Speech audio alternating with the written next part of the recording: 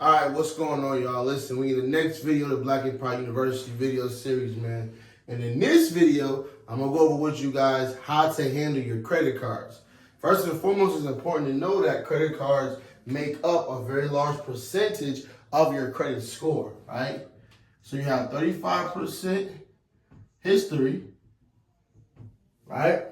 Your history comes from your payments that you're making with your credit card. With your actual credit cards, right? With your credit cards, your installment loans, auto loans, home mortgages, whatever it is that you're borrowing money from. 35% is that. 30% is utilization. Utilization comes from your credit cards. Already you are seeing you have 65% of your FICO score already making up from your credit cards. And then you also have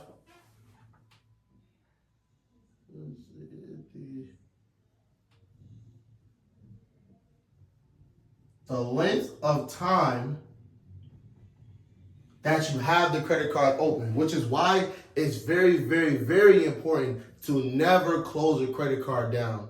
One of the main things, if you close a credit card down, what happens is it stops your history, which messes up your credit. Number one. Number two, it also shows other creditors that if I'm doing long-term business with you, you may just up and quit on me one day. And businesses are not in business for doing short-term business. They want to do long-term. So the longer you have a credit card, the better it helps your score. As you can see, just from these itself, credit cards make up 80% of your credit profile. Guys, I've seen credit reports lately where people's credit reports are 100% payments are on time, but the utilization is up. It's very, very high. And it's crazy only because you don't know what to do with the credit card. So I'm going to show you how they work. Number one, credit cards also, just give you this quick gem. You got your credit line increases, right? Where you can always ask for more money. Having more access to money makes you look more trustworthy in the lender's eyes whenever you try to go for more money, right? And remember, the goal is to get paid through business. You want to actually get business credit. That's your ultimate goal. So your personal credit has to look up to par for it first. But in order for you to get to that point where you're getting approved for high limit credit cards on the business side, you're going to need to do a lot of credit line increases on the personal side. And why do I say a lot of them? Because just like, not like Suncoast, you're not going to always fall into banks like Suncoast where you can go from $2,000 limit all the way up to $17K. That looks beautiful on a credit report. Right, you may go for a credit card that they may start you off at $500. Now they only graduate you up to $5,000. Right, you got to continuously go as much as you can possibly do. Right, so it's important to know what's going on with these, of course. Right, so credit cards now. The way to handle a credit card is you have 3 specific time frames that you got to worry about. Right, credit cards, the way to handle them is to look at the times. So when I mean by times, I mean the date. So you have your due date, you have your statement date, and then you have your grace period. Grace period is when you can spend the money. It's when you can actually spend the money. Your grace period, So your grace period is when you can actually spend the money. So what you're looking at, let's say your due date clearly is a tie to your history, right? So making your payments on time is tied to your history. Now let me give you guys a gem. What I first do every single time I have once my credit profile is updated with my credit history as far as like utilization and the on-time payment, immediately I make the payment. So if let's just say the statement date is on let's say the 1st of the month, it hits my credit report, let's say on the 2nd, that same day is when I make the payment. I pay on the same exact day. Why is that? Because it gives me more of a grace period than what you're originally going to handle, right? So what does that look like? Due dates on the first day. Usually due dates fall first. Statement dates usually fall 5 days after the due date. Your due date affects your payment history with your credit profile. And it also affects and it grows the relationship with you and that trade line also. So For example, right? Let's just say we have a trade line with, hopefully you guys got this already, right? Let's say we have a trade line with Chase. Chase Bank trade line. Trade line, let's say you have a credit card for $5,000, right? Let's say the due date falls on the first of the month, right? Your due date falls on the first of the month. So your job is to, before the due date hits, at least, let's just say a minimum of 2 days. That's the average, of course, if you don't have it within the beginning of the time frame. But let's just say your due date is on the first. This is your due date, meaning you have to make a minimum payment by this date. You making the minimum payment is going to increase your relationship with Chase, and also your FICO credit score as well. So your reputation starts to build the more you're on time with your payments.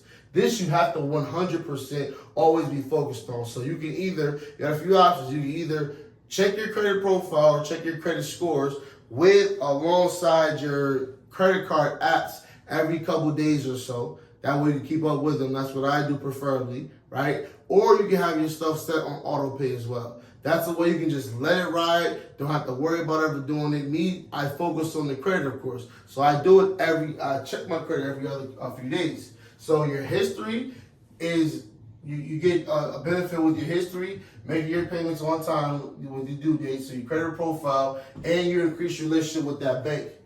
And also, of course, your statement date usually falls, let's say your payment date is on the 1st, your statement date usually falls anywhere between 3 up to 7 days prior, right? So let's just say your due date or your statement date is on the 5th.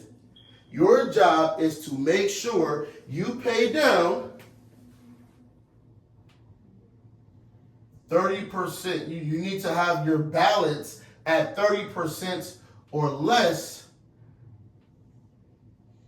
which affects your utilization by the statement date. So you need to at least pay it. I'm going to tell you right now, at least 2 to 3 days prior to. So if the due date is on the 1st, you want to make the full payment or at least a 70% payment from the credit card at least 2 to 3 days prior to this date specifically. Hopefully this is making sense to you guys. Already, automatically, that's 65% of your credit score that's going up whenever you're doing this properly the right way, right? So if you got a 5K limit, remember we're at a $5,000 limit right now, right? Let's say we're at a 5K limit, 5K limit. If we do the math, let's do the math on that, right? Again, guys, make this as simple as possible. If we do the math, we got $5,000 times 30%.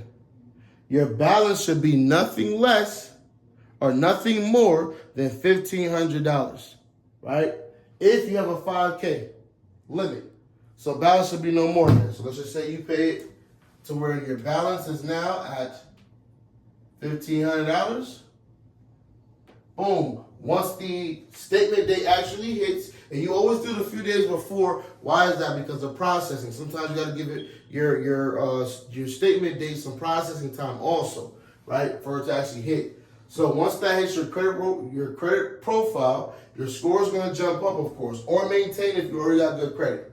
And then what happens is you have what's called a grace period, meaning this is the time that you get to actually spend the money that you have on the actual credit card. So hopefully this makes sense. Grace period is the time you get to spend your money. So if the statement date is on the 5th and they post it on the 5th, right? Remember, I make the payment literally the same exact date.